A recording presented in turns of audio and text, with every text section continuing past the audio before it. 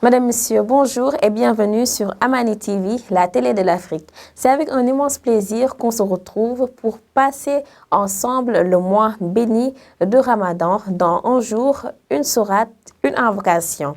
Et pour ce premier numéro, nous nous intéressons à la sourate Al-Baqarah ou la vache.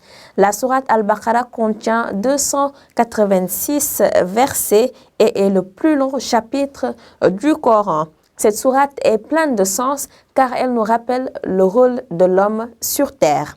Dieu nous rappelle ce qu'il attend de nous dans cette sourate. Au jour du jugement dernier, elle plaidera en faveur de ceux qui l'auront étudié. Lire chaque nuit avant de s'endormir les 2 derniers versets de la sourate Al-Baqarah éloignera les démons. Et aujourd'hui, j'ai envie de partager avec vous les 2 derniers versets de cette sourate. Je veux nommer Amana Rasoul. Abdou Aziz Anne nous fait la lecture de cette sourate. أعوذ بالله من الشيطان الرجيم بسم الله الرحمن الرحيم آمن الرسول بما أنزل إليه من ربه والمؤمنون كلنا آمن بالله وملائكته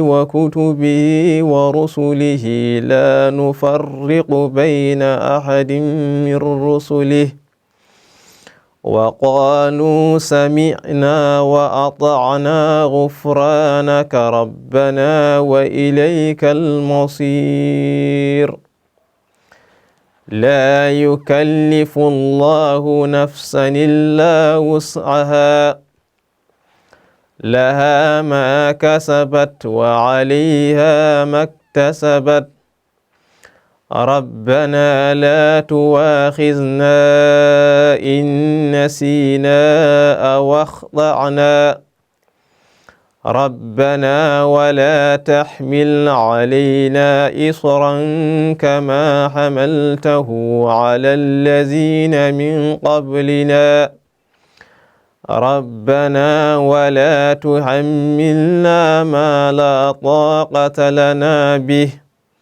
واعف عنا واغفر لنا وارحمنا أنت مولينا فانصرنا على القوم الكافرين صدق الله العظيم.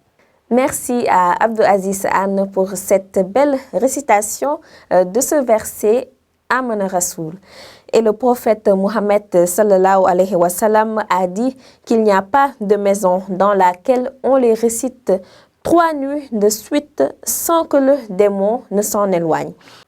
Ces bienfaits sont incommensurables car ils proviennent d'un trésor sous le trône. Et d'ailleurs, le prophète Mohammed sallallahu alayhi wa sallam a dit « On m'a donné ces versets de la fin de la sourate Al-Baqarah d'un trésor sous le trône qu'aucun prophète n'a reçu avant moi. » Et j'ai envie de partager avec vous cet extrait de ce verset Amana Rasoul qui dit que Allah n'impose à aucune âme une charge supérieure à sa capacité, ce qui veut dire que rien de ce qui nous arrive n'est un hasard et que il faut être patient en toutes circonstances car Dieu est avec les patients.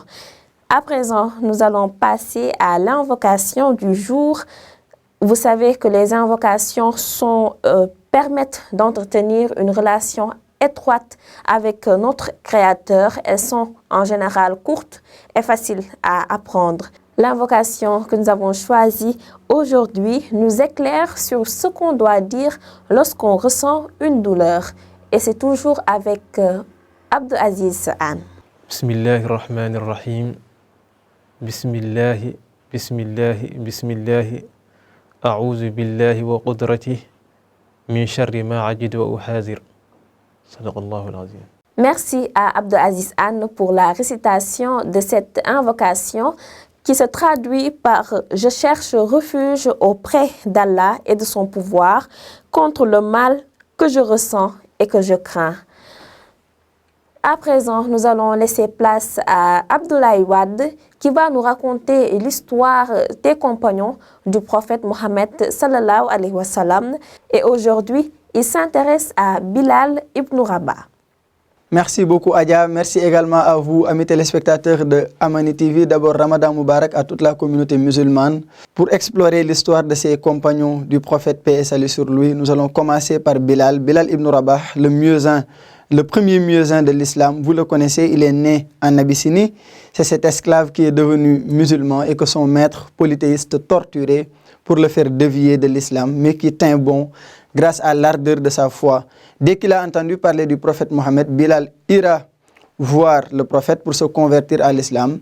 Et son maître, Umayya ibn Khalaf, va refuser et tente de dissuader Bilal qui va subir beaucoup de tortures. Bilal sera exposé au soleil de midi sur le sable brûlant pour qu'il souffre durement sous le poids insupportable d'un rocher très chaud.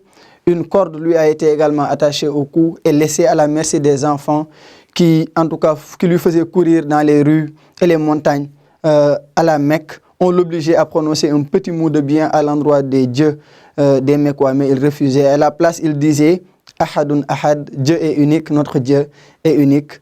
Jusqu'au jour où Abu Bakr as-Siddiq est allé le voir pour ensuite négocier avec Umayya, qui était son maître, et ensuite parvenir à libérer Bilal. Plus tard, lorsque les musulmans sont partis à Médine, le prophète avait choisi Bilal pour faire l'appel de la prière. Il était très proche du prophète et a participé à plusieurs expéditions. Il combattait lors des batailles et lançait l'appel à la prière. La couleur de sa peau ainsi que sa condition sociale ne l'empêcheront pas d'occuper un rang privilégié chez les musulmans. Considéré comme le premier musulman d'ascendance africaine, Bilal fait partie des premiers convertis en islam. Sa tombe se trouve actuellement à Damas. Et peu avant sa mort, il disait à son épouse « Ne dis pas quelle calamité, mais dis plutôt quelle gaieté. Demain, je rejoindrai mes bien-aimés, Mohammed et ses compagnons. » Voici l'histoire de Bilal. Mashallah, merci à Abdoulaye Wade pour cette histoire enrichissante. Merci également à vous, chers téléspectateurs. On se retrouve demain, Inch'Allah, pour un nouveau numéro d'un jour, une sourate, une invocation. Merci également à l'équipe technique. Prenez soin de vous. Ramadan Karim à tous.